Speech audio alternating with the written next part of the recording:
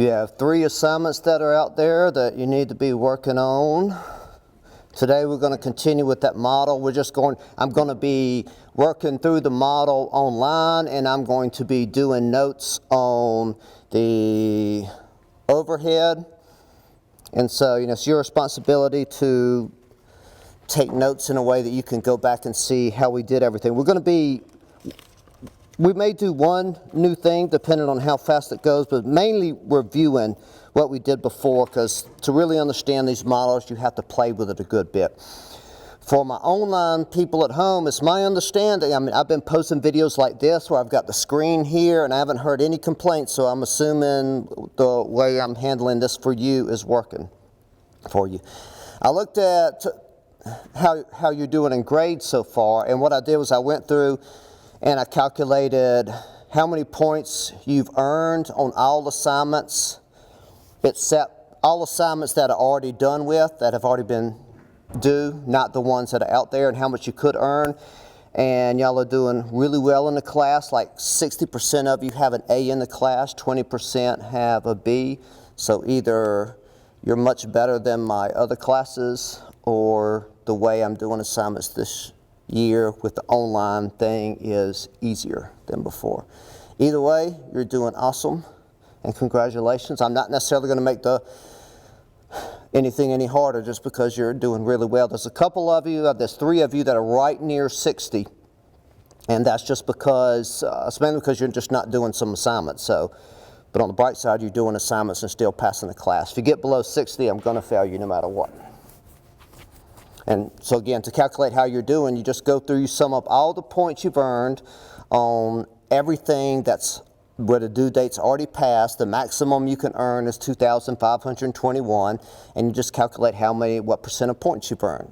And then it's the normal, if you have 90% of total maximum points you could have earned, you get an A, 80 to 89 B, and so on. So very good.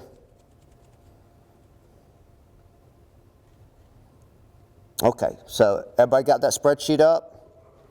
Was anybody not here last class? Okay.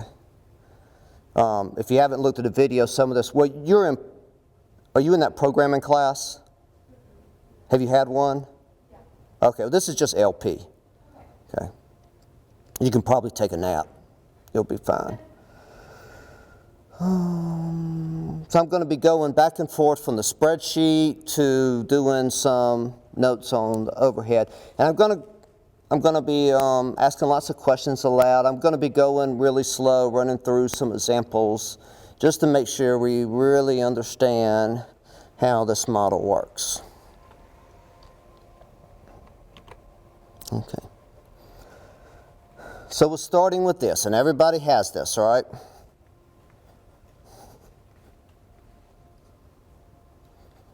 Okay. This is basically the sheet that we made last time. I made a few modifications to it. I have our objective function is total cost, so what we're trying to do is minimize the total cost of production and holding inventories. I've just broke these out just because it might be useful to look at. The time period we're looking at is like March through July, and we're denoting the months by I. So I equals 1 is March, I equals 2 is April. And the things we're deciding on, we're deciding both how much we should produce, how much to produce in March, how much to produce in April, how much to produce in May. And we're denoted those by X subscript I, so X2 is the amount we produce in April. We're also deciding how much inventory to store, and we have like I subscript I, so I subscript 5 would be ending inventories in July, and those are all going to be ending inventories. And we said we need to determine how much to produce and how much inventory on hand, and we want to minimize cost. And of course, if that's all we told the computer, it would say produce absolutely nothing. That way you don't have any costs. But we do have these constraints. These are demand constraints that we always need to have enough that we can meet however much people want. So D subscript of I is the total demand for the product. So that would include, if it's like end of February and we're planning for March, April, May, June, and July, D for D of I, so D for March, demand for March would be the forecast plus customer orders. And that's true for all months. So we're just calling demand all orders that have been placed plus any additional orders that will be placed. And we know we need to be able to meet that demand.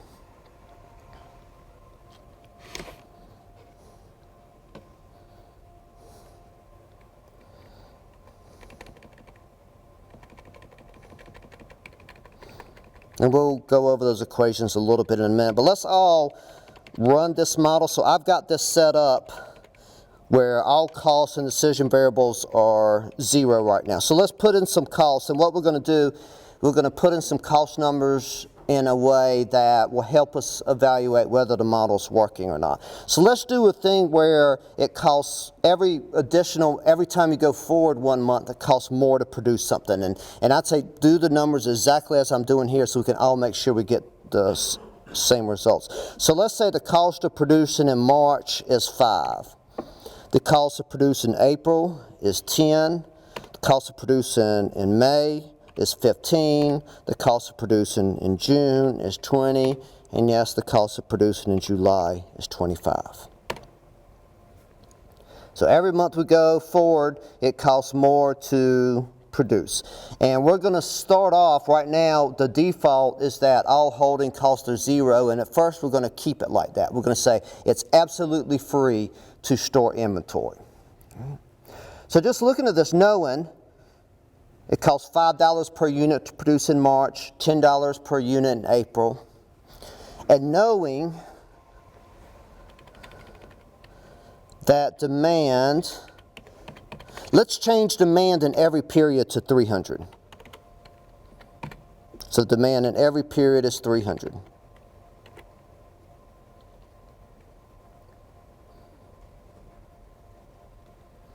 So D subscript I, every period is 300. All right, so we need 300 each month for 5 months.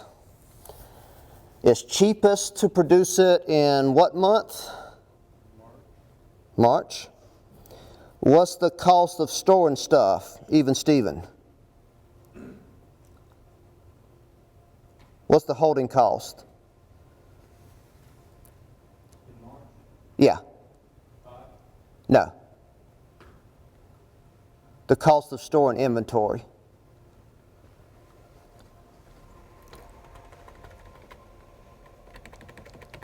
So this is inventory on hand, and this is the cost per unit, so that's the holding cost. And it's just 0.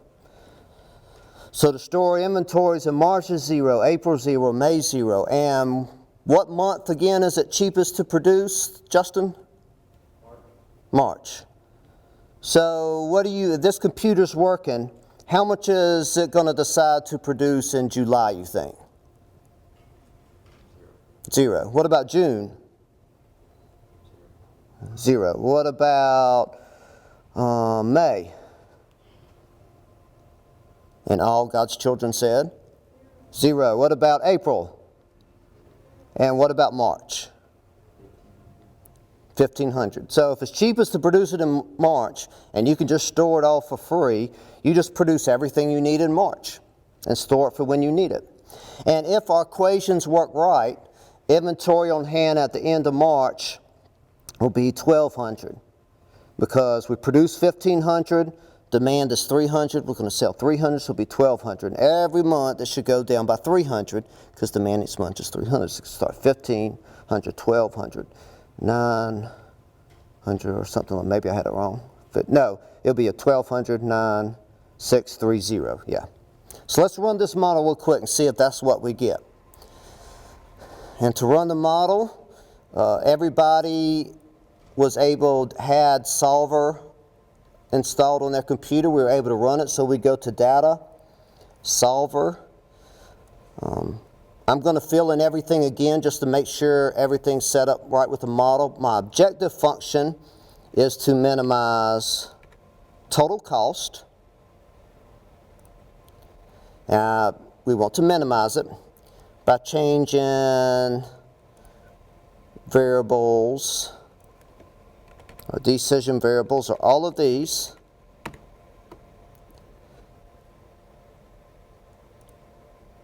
Subject to the constraints. Let's make sure this is right. So everything here, everything on the left-hand side of equations, beginning inventories plus production minus ending inventories should be everything you sold. So everything that should be that. It's just zero right now because we don't have it. We don't have any positive decision variables yet. We're saying that should equal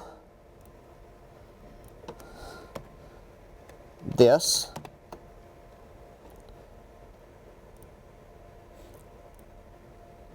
Notice this is checked, so it says make unconstrained variables non-negative. So this is all assuming that everything it must decide to do has to be a non-negative number. And sometimes you want that because sometimes it can just say, well, you can minimize cost by making a certain variable negative infinity. And for the solving method, we're going to be doing simplex LP, and then let's hit solve.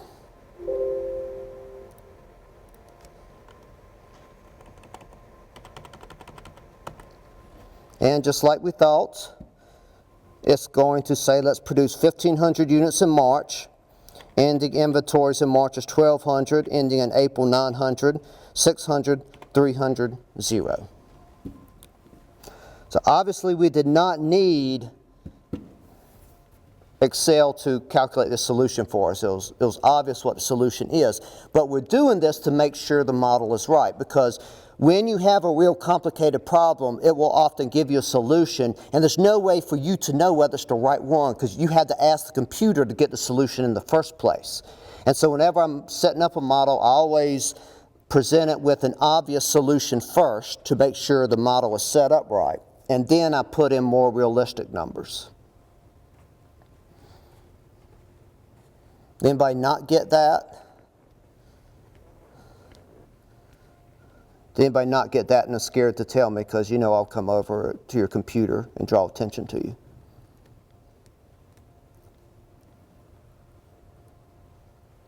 Okay. Well, everything's looking good there. Let's do this now.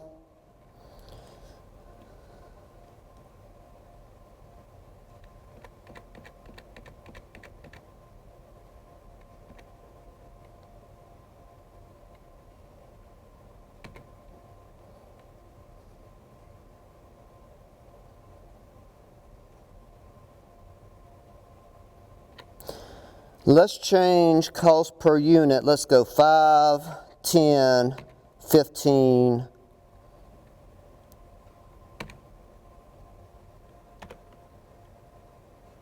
5, 15.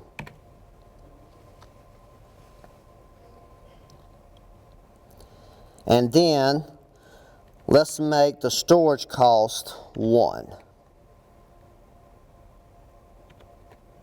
For every month. That means to hold 1 unit in storage for 1 month is just $1.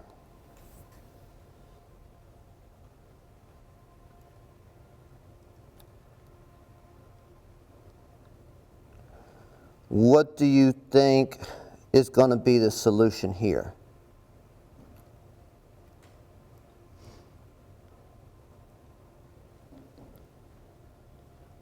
How much do you think we'll produce in March?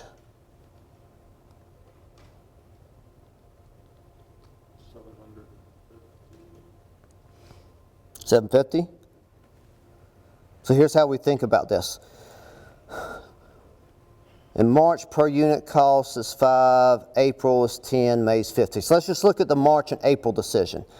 Okay, so we know March we're going to have to produce at least 300 units because we don't have any beginning inventory and demand in March is 300. We know it's going to be at least 300.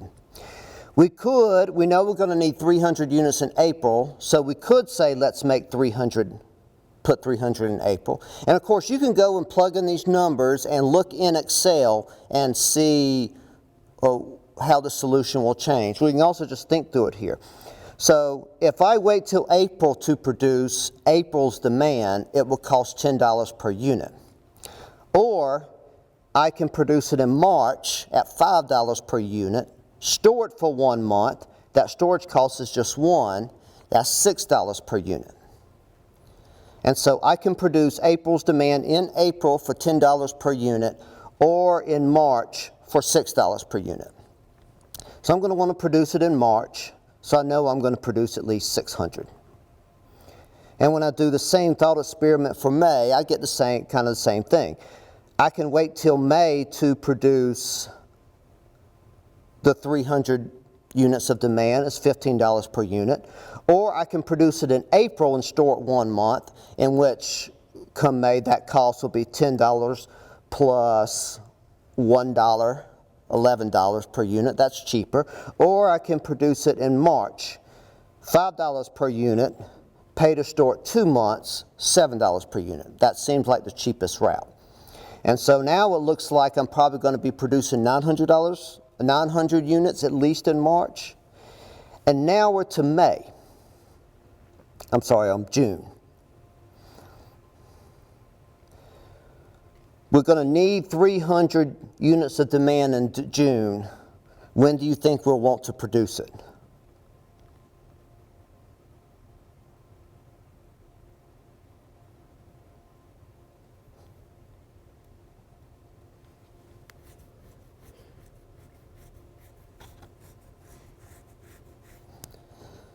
Okay, so for the 300 units that we need in June, we know demand's going to be the 300 units. If we produce it in June, what's the per unit cost? 5. Okay. And one reason we're going through this is just to make sure you understand what all these numbers actually are. That's why you're having trouble answering it, because this is a new model. You're not even exactly sure what the numbers are. It's just $5 per unit. Well, I could have produced that June demand in May. Well, that would have been $15 per unit, plus I would have storage costs. Don't want to do that. I could have produced it in April. That's $10. That's more than 5, plus you'd have to store it 2 periods. I could have produced it in March. That production cost is the same, just $5, but I would then have to store it 1, 2, 3 months. And so it looks like we're probably going to produce 300 units in June to meet June demand because it's cheapest then. Now we're going to July, and we want to know when are we going to produce the 300 units that we're going to need in July. For the 300 units that we're going to need to give to customers in July, what's the per unit cost if we produce it in July? 15, all right? Is there a storage cost there? No, because we're producing it in the same month. All right, so it's 15 if we produce it in July. If instead we produce those 300 units in June and store it to July, the production cost is 5, and the storage cost is 1. What's 5 plus 1? There you go, you're getting braver, see? And is 6 less than 15? It probably is. So that would suggest we're going to produce 600 units in June. 300 for June demand, 300 for July demand. Now I might have overlooked something, and we'll run it, and if we don't get that answer, either me thinking through it was wrong or the model was wrong. You don't need to go back and reset the decision variables to 0, because when the algorithm starts crunching numbers, it doesn't even take into account what those starting values are. So let's just hit solver and solve.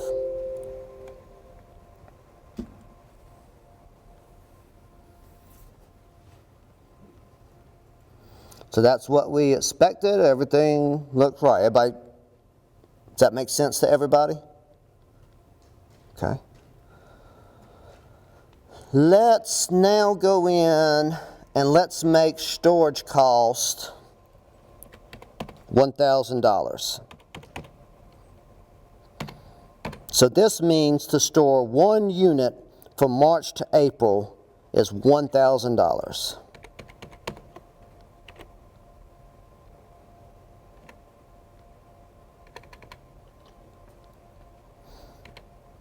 I'm just going to reset these to 0 so it doesn't distract you.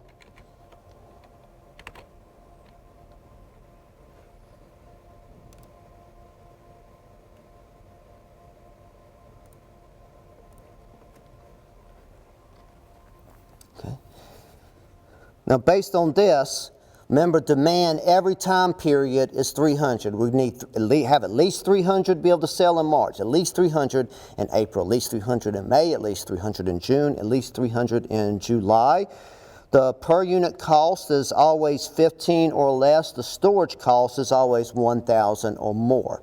So how much do you think the model is going to say we should produce in March? 900? Okay, let's say we produce 900 there. That's, and how much in April? 0? Okay, let's go through that. So, if we produce 900 in March, the per unit cost is 5. That's pretty cheap. But we'll have 600 left over, right? And each of those units to carry over to the next time period is charged a fee of $1,000 per unit. So if we use 300 of March units to meet April demand, that cost per unit would be the $5 per unit cost plus the $1,000 per unit holding cost for $1,005. That would be the per cost of meeting April's demand by producing in March. Whereas if we just produced it in April, that per unit cost would be what?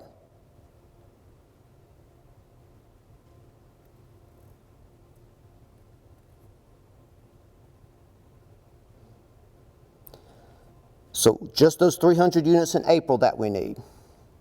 If we produced it in April, the per unit cost is 10. Is there any holding cost? No. So 10 plus 0 is what? 10. Is that less than $1,005? Yeah. So we're probably going to meet April's demand by producing in April. And if you go through that thought experiment, I think you're going to find that you're going to produce 300 each month because that's just the cheapest way of meeting it. And so this is the kind of thing is once you understand what this setup is trying to tell you, these kind of solutions are obvious. But when you're just new to this model, it's not even clear what these numbers are. That's why we're going through this. So let's run it.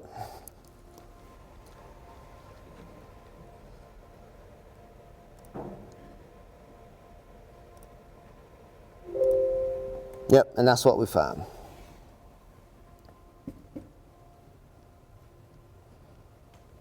We'll never store anything. We produce however much we need each month in that month.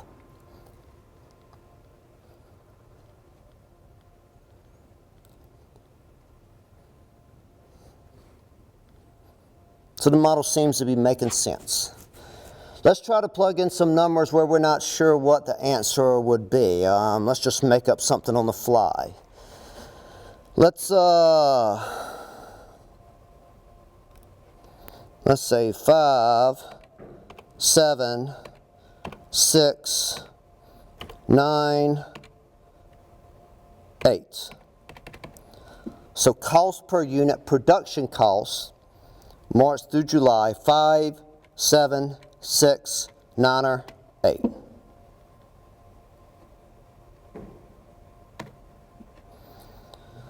For holding costs, let's say 2, 3, 1, 4, 1. Holding cost, 23141. Now this is a problem. We could sit down pen and paper. Some of you are really smart and can do numbers quickly. You might be able to just look at that and tell what it is. It's not quite obvious to me, so let's run that. See what we get. Solver.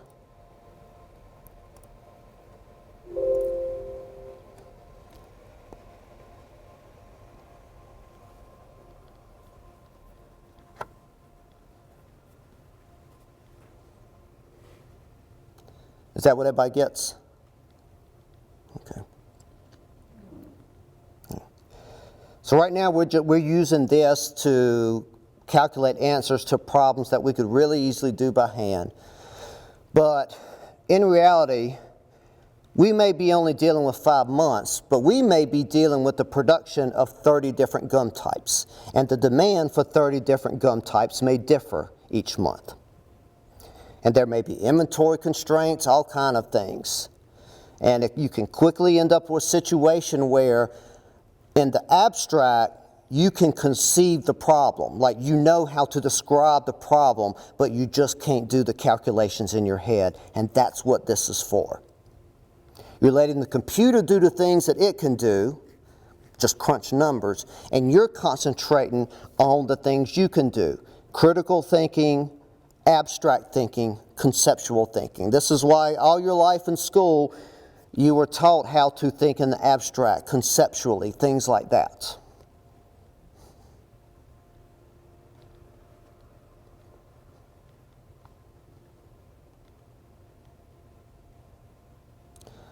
All right, let's do this thought experiment. I'll show you another way this can be used. Under this setup, our total costs are $9,900.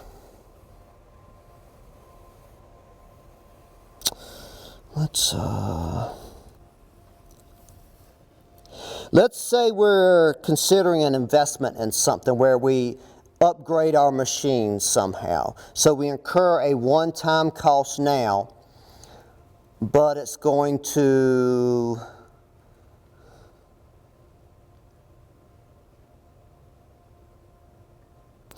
decrease.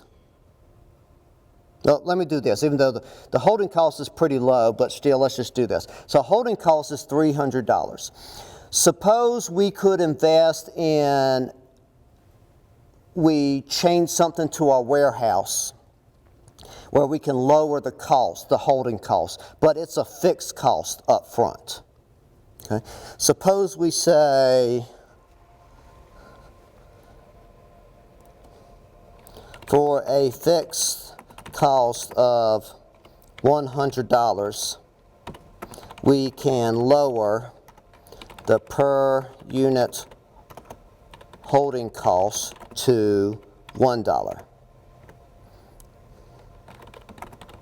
Should we? Should we upgrade this warehouse? It's going to cost $100 right now, and that's a cost, but the benefit is if we do it, it'll reduce our holding cost by $1 per unit. Is it profitable? Well, in the abstract, it may be hard to see. Nice thing about this model, you can go in and let it tell you. So let's just say we know that right now the total cost is $9,900, the holding cost is $300. And then we say, what if we could lower our holding cost to $1 per unit? So now let's go in and change everything, all the holding costs to 1. So there's the benefit.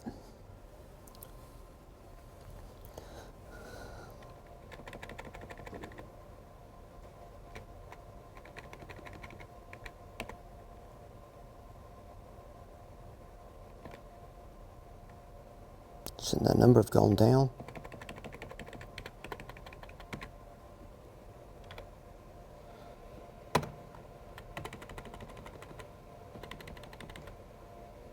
Or maybe it was already 1. Was it already 1 there? Oh, okay, okay.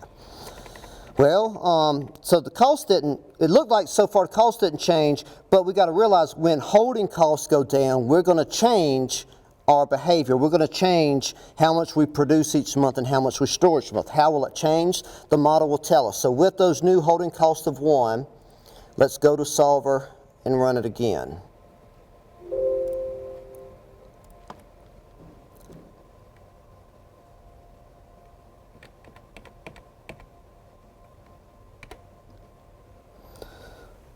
Well, holding costs went up, but that's not surprising. Holding is now cheaper, so we're going to use more of it.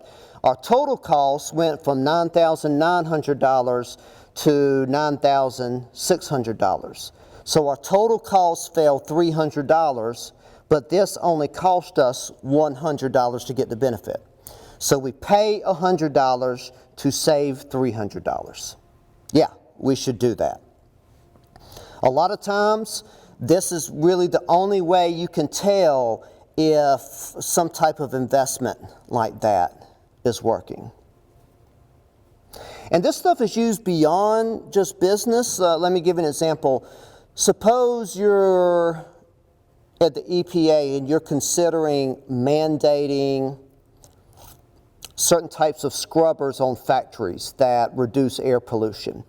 And you know it'll cost the business a certain amount to put these scrubbers on, but you know it also might change the nature in which they produce.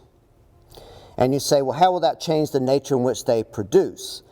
Well, the company's not going to tell you. Companies don't like sharing any information. Most people in a company don't even know what goes on in that company. And so what the EPA does, they model the factory like this and say, well, with this addition thing, they're going to change this, this, and this. And so the total cost is not actually $1,200 per month, it's like $1,100 per month. So this type of maximization, optimization is not only used to help companies make better decisions, it's helped to predict how other people are going to behave.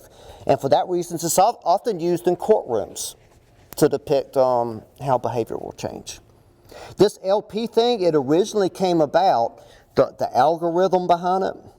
I'm saying LP like y'all know what that is. I've been saying optimization, and you know what that means, trying to do best. LP is linear programming. It's just an algorithm for finding optimal values when the objective function is linear. No square terms, no fancy functions. During the Great Depression, the government wanted to know what is the cheapest way to provide food for Americans that will meet all their nutrition needs. And that's where the algorithm was invented. So they said, okay, here are these different foods. Each of these foods costs this much, this much, this much.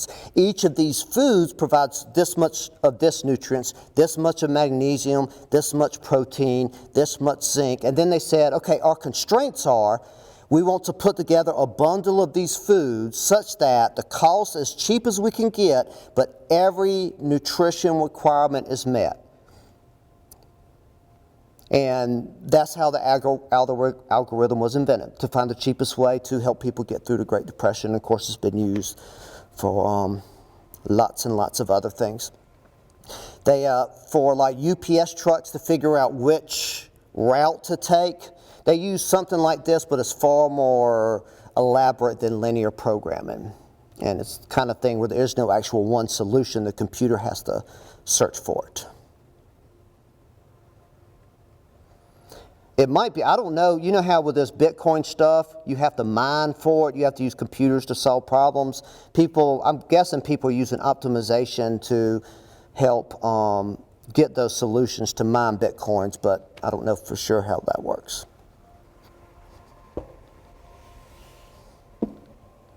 Okay. We cool? Okay, I'm bringing Gorilla Hands out again. I'm going to go over this little inventory constraint, talk about it to describe how we can make sure you understand, because I know you've probably forgotten how this cell block works. So I want to go over that and then talk about ways we can adjust it.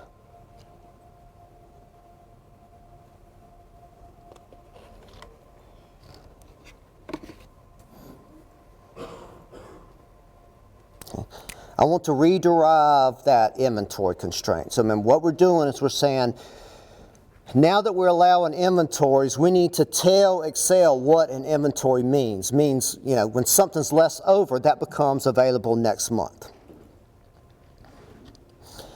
And to figure out how to tell Excel something, we usually start in the abstract. So we remember here that I denotes month.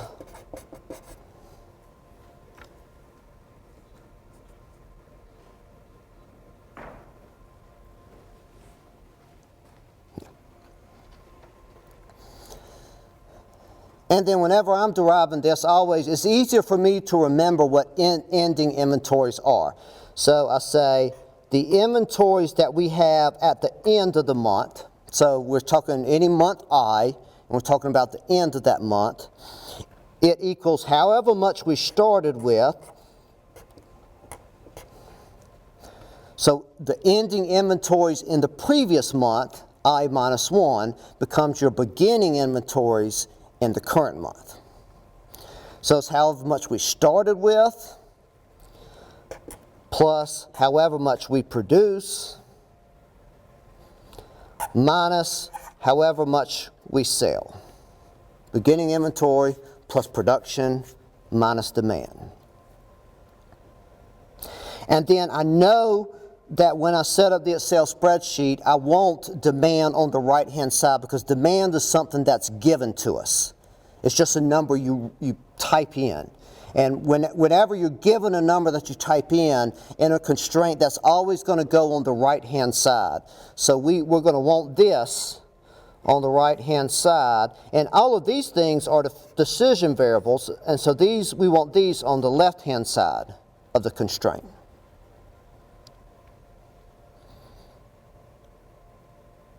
And so I can just say, I pull all of this stuff to the left-hand side, and we get, imagine if let me do it like this. So move DI over here, DI equals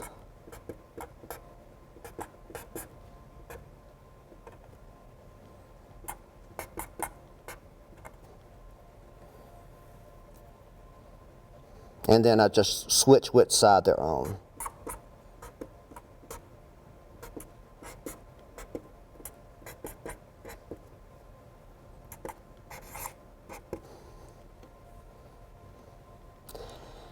And then I also remember in that spreadsheet, my XIs, the production tends to be on the left and inventories tend to be on the right. So I'm just going to rearrange this a little bit. I'm going to move XI over here.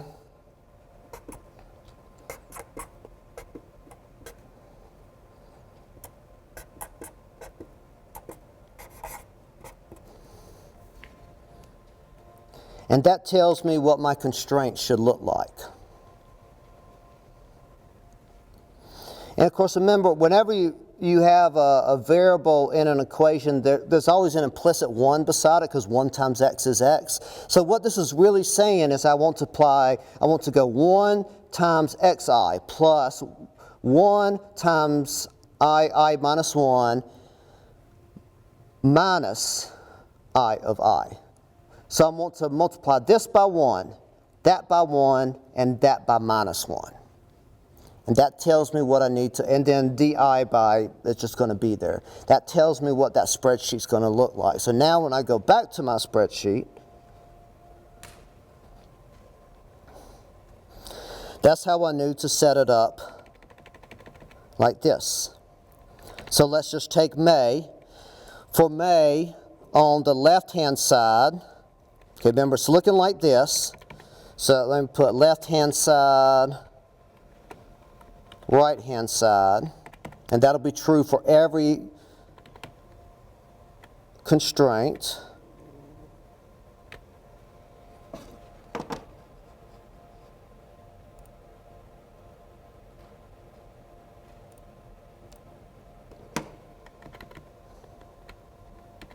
If we're talking about May, on the left-hand side, we want to go XI.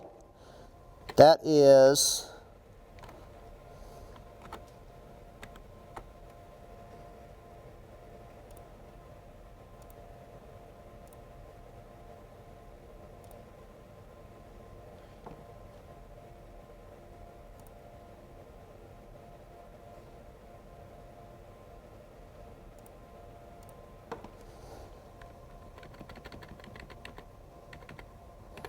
Okay, for May, we want to take production in May, XI for May, X3 is May. So I've got 1 there in my sum product formula. So 1 times production in May.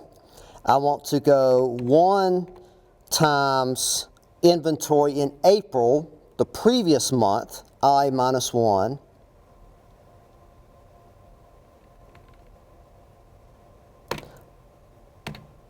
And minus 1 times inventory in the current month, May. And that's why we set this up like this. And then we know the value of the left-hand side is going to be this. We're taking each of these values, so we're taking that -1, multiplying it by 600, and adding each of those terms up.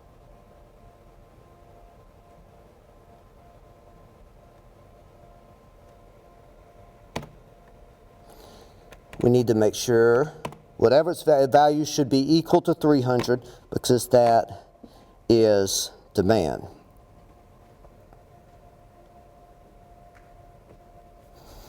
And when we write these equations, and we'll have more practice with this later, we write the equation like this, but we also add this other thing.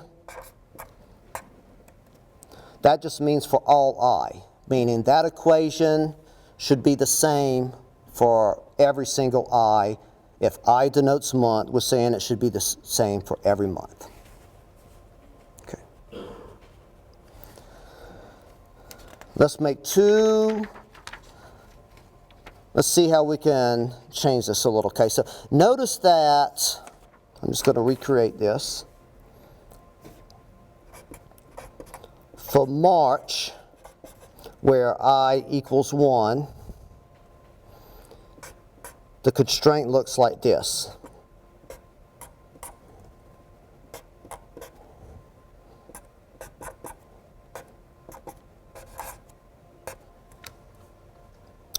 All I did there was everywhere where there's normally an I put 1 because we're talking about March where I equals 1.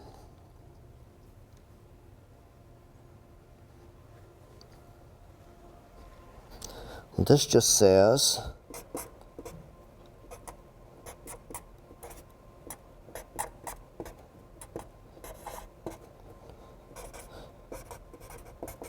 and before we said I0 ending inventories from February were 0. What if I0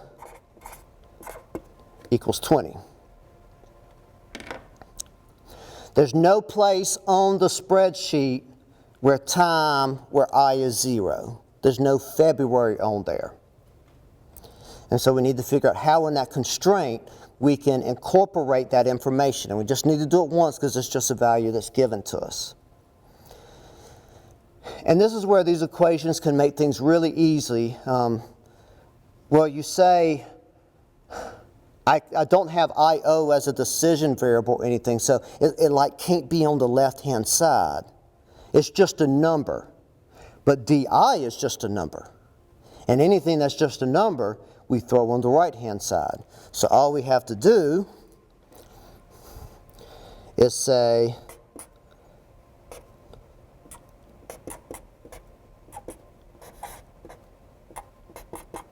we just change the right-hand side. Because again, anything that is just a number and is not a decision variable is going to be on the right-hand side. That's one reason this structure is so useful to you, because it helps you organize your thoughts. You know, anything that belongs to a decision variable, left-hand side. Anything that's just a number, right-hand side.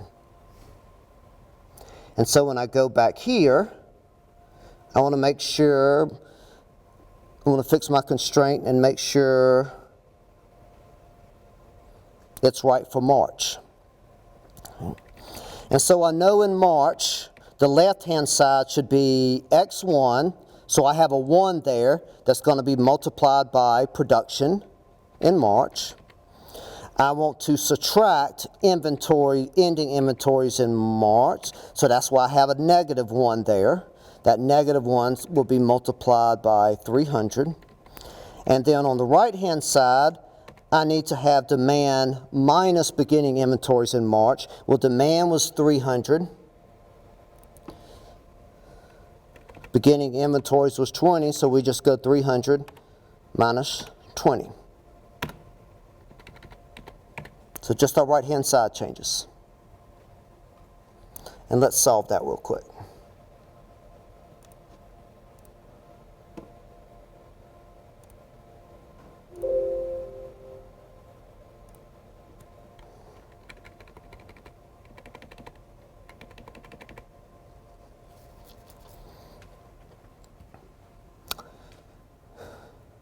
Is that what y'all get?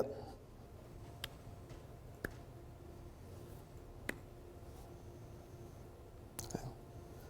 Should I just assume that when y'all don't talk to me, that means yes, that's what I get? Yeah, okay. Because we don't like talking to each other. I know how this works. Okay, last thing. Suppose we have perishability.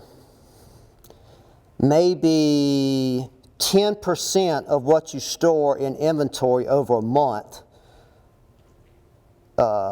becomes rotten. Maybe it's vegetables, and 10% of vegetable comes rotten. So whatever we have in storage, we're only going to have 90% when we go to take it out.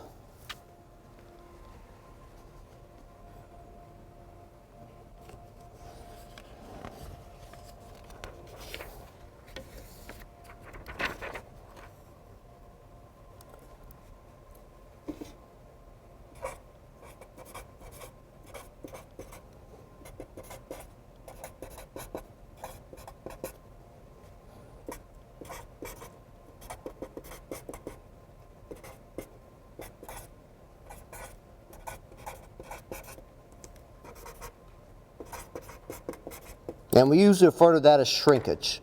Shrinkage is just a catchword for any reason that causes inventory to be completed. Employee theft is one of them. Sometimes things just get lost, perishability, that kind of thing. This is really easy to put into the model. Knowing those equations is what helps you do that. And so let's think about it like this. So let's say 100 units are stored for a month.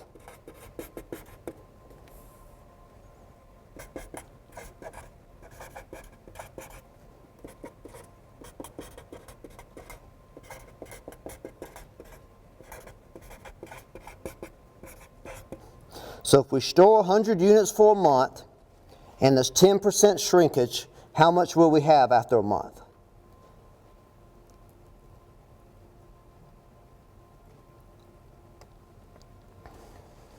I know y'all know these answers. Okay, so 10% shrink. So what's 10% of 100?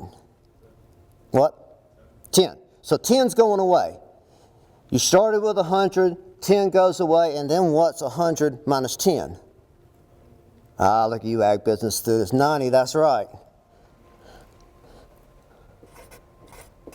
And how did we get that? We went 100 times 1 minus 0.1. 1, and that 0.1 was shrinkage. So we just took that inventory and we multiplied it by 1 minus shrinkage. Okay. So knowing that,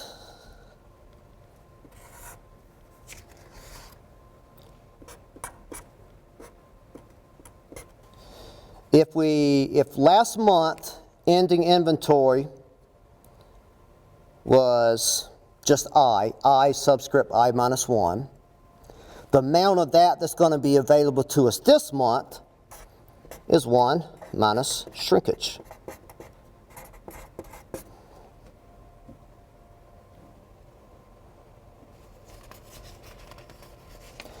And so we're going back to our inventory constraint.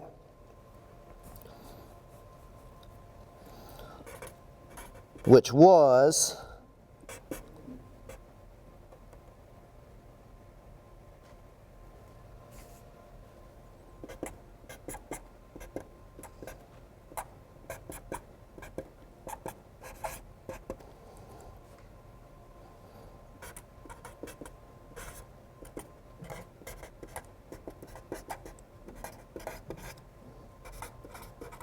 I don't want to have to keep writing out the word shrinkage, so I'm going to just let gamma be shrinkage.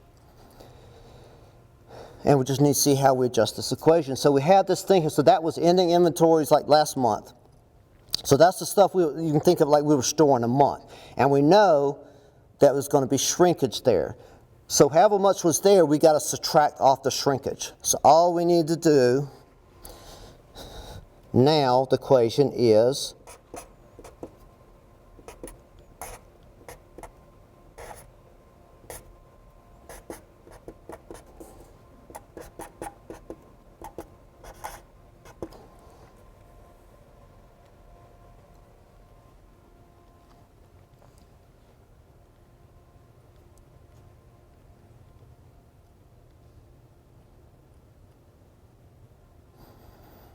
and then we just got to figure out how to incorporate this in the spreadsheet. Now once you do these models a good bit, it's just so obvious how it goes in there.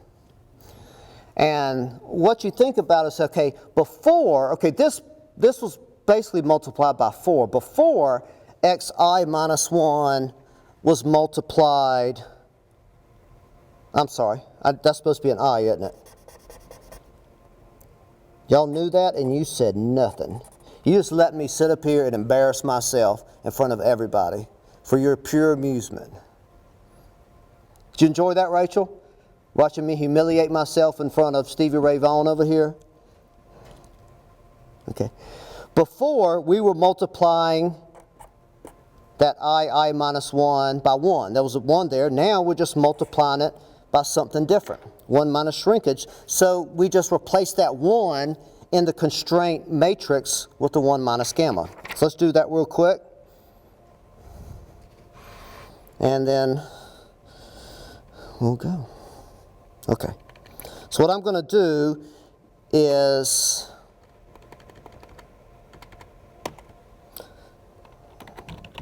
I'm going to make shrinkage a variable. I'll make it 0.1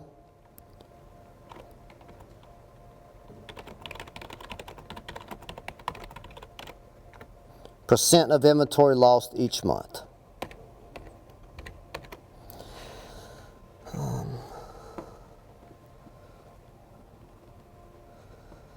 So what's your favorite color, Sarah? Huh? You went to Texas Tech, so you're going to say blue? Her favorite color is red because she's a loyal Texas Tech Red Raider. Which, by the way, if you're going to go to grad school in Texas or something, you definitely want to go to Tech and not A&M. Because everyone will tell you A&M people are weird.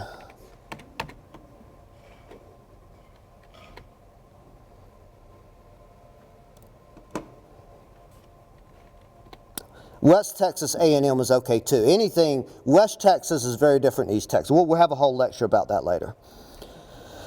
Okay, shrinkage is 0.1, and I'm going to give that a name so I can just keep calling it. So I'll go to that upper left-hand corner, and I'm going to say, I'm going to just name it shrinkage.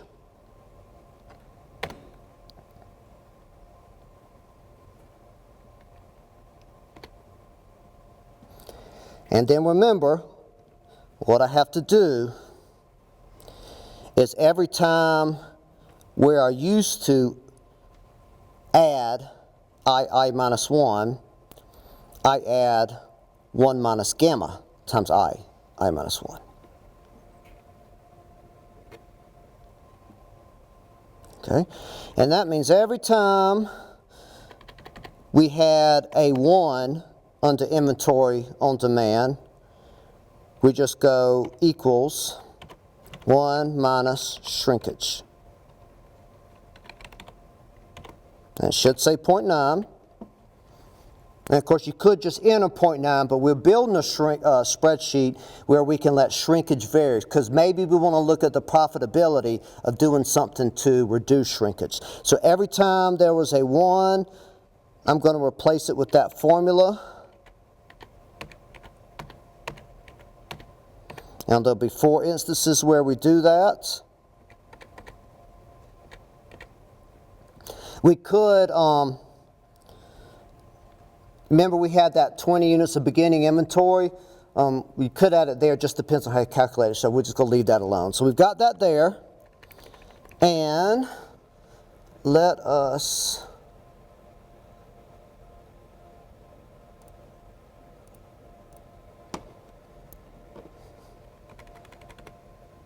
let's resolve it. Run it with shrinkage and see how that changes.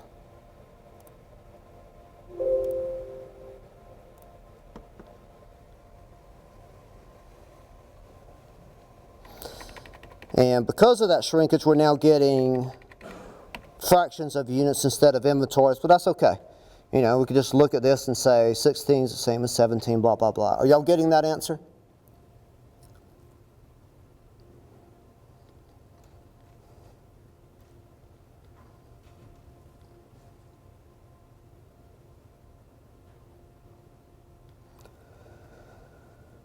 All right, Gianna, you ready to head out of here? Good stopping point, you think? That's quite a man bun you got. Is that like a, what do you call a man bun of that volume?